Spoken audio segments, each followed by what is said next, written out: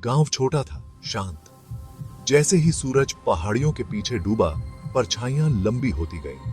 बच्चे फुसफुसाते हुए पास पास बैठे थे। बाबा यागा के बारे में कहानियां। वो डायन जो जंगल में बहुत अंदर रहती थी। बाबा यागा, उन्होंने कहा, उसके लोहे के दांत थे। उसका घर मुर्गी के पैरों पर खड़ा था। वो रात में उड़ती थी, एक ओखली और मूसल में, चांद को भगाते हुए। बच्चे कांप उठे, अपने शॉल को कसकर खींचते हुए। जंगल में मत जाना, उन्होंने फुसफुसाते हुए कहा, वरना बाबा यागा तुम्हें ले जाएंगे। वरना बाबा यागा देते सीओ गुस्सा में।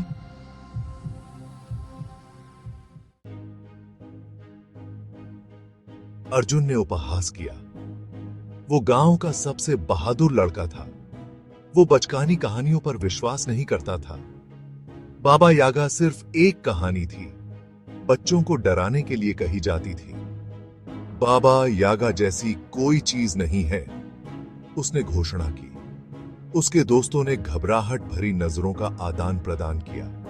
उन्हें इतना यकीन नहीं था, लेकिन अर्जुन उन्हें गलत साबित करने की ठान चुका था।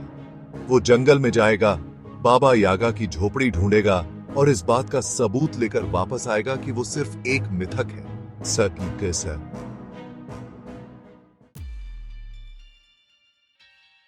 जैसे ही रात हुई, अर्जुन जंगल में घुस गया। हवा ठंडी, भारी हो गई। पेड़ों पर एक अप्राकृतिक सन्नाटा छा गया। पत्तों की हर सरसराहट, टहनी के हर टूटने की आवाज से उसकी रीढ़ की हड्डी में कंपकपी दौड़ जाती। रास्ता अंधेरा था, ऊंचा नीचा। कांटों ने उसके कपड़े फाड़ दिए। अजीब औगरीब परछाइयां चांदनी में नाच रही थीं। वो आगे बढ़ता रहा। उसका दिल उसकी छाती में जोर जोर से धड़क रहा था। वो जंगल में और अंदर और गहराई में जाता गया। फिर उसने उसे देखा। एक खुली जगह, एक भयानक चमक में नहाई हुई थी। बीच में एक जीर्ण शीर्ण झोपड़ी खड़ी थी। ये मुर्गी के पैरों पर खड़ी थी, ठीक कहानियों की तरह। इसकी टेढ़ी चिमनी से धुआं निकल रहा था। हवा में एक अजीब मीठी गंध फैल गई। इससे अर्जुन का सिर घूम गया। उसे बाबा यागा की झोपड़ी मिल गई थी। भाग 5। बाबा यागा से आमना सामना। वो सावधानी से झोपड़ी के पास पहुंचा। दरवाजा चरमराहट के साथ खुला, जैसे उसे अंदर बुला रहा हो। अंदर चूल्हे में आग जल रही थी, जिससे दीवारों पर टिमटिमाती परछाइयां पड़ रही थी।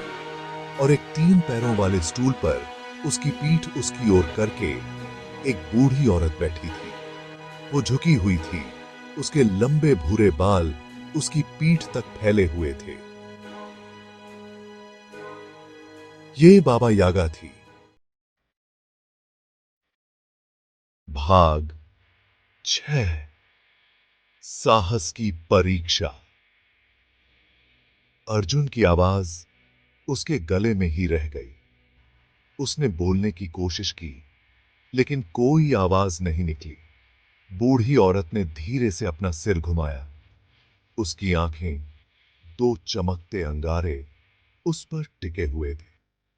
अच्छा, अच्छा, उसने कर्कश आवाज में कहा।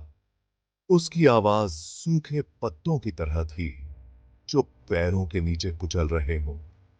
क्या काम है तुम्हें मेरे विनम्र निवास पर, नन्हे बच्चे? भाग 7। जादू की एक झलक। अर्जुन का डर पिघल गया। उसकी जगह एक अजीब सी जिज्ञासा ने ले ली। उसने झोपड़ी के चारों ओर देखा। छत से अजीब औगरीब जड़ी बूटियां लटकी हुई थीं। चमकती आंखों वाली एक काली बिल्ली ने कोने से उसे घूरा। आग पर एक कड़ाही में उबाल आ रहा था, जिसमें से हरे धुएं के गुबार निकल रहे थे। यह असली जादू था। अर्जुन ने ऐसा पहले कभी नहीं देखा था। भाग 8। डायन की चुनौती। बाबा यागा हंसी। उसकी हंसी झोपड़ी में गूंज उठी। तुम मेरे अस्तित्व पर संदेह करने की हिम्मत करते हो लड़के, उसने कहा। उसकी आवाज में मनोरंजन झलक रहा था। बहुत खूब, मैं तुम्हें दिखाती हूं कि मैं क्या करने में सक्षम हूं।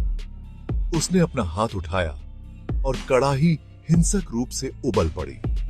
आग गरज उठी, जिससे कमरे में चिंगारियां उड़ने लगीं। हवा में ऊर्जा की गड़गड़ाहट हुई। अर्जुन मंत्रमुग्ध होकर देखता रहा। भाग 9।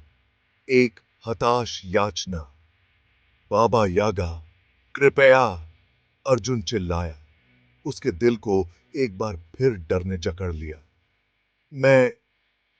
मैं आप पर विश्वास करता हूं। मैं सिर्फ सच्चाई जानना चाहता था। डायन ने उसे घूरा। उसके हाव भाव पढ़ पाना असंभव था। आग भड़कती रही, जिससे दीवारों पर भयानक परछाइयां पड़ रही थीं।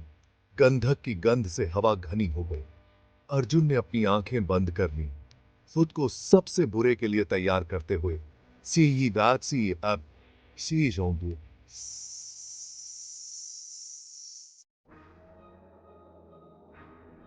भाग 10। अनदेखा अंत। रात में एक खून जमा देने वाली चीख गूंज उठी। फिर साइलेंस। जब अगले दिन ग्रामीण भयानक शांति से आकर्षित होकर जंगल में गए, तो उन्होंने क्लियरिंग खाली पाया। झोपड़ी गायब थी। केवल कुछ जले हुए लकड़ियां और गंधक की सुगंध बाकी थी। और अर्जुन, उसे फिर कभी किसी ने नहीं देखा। क्या बाबा यागा उसे ले गई थी, या वो डायन के चंगुल से बच गया था? सच्चाई हवा में फुसफुसाहट की तरह एक रहस्य बनी रही।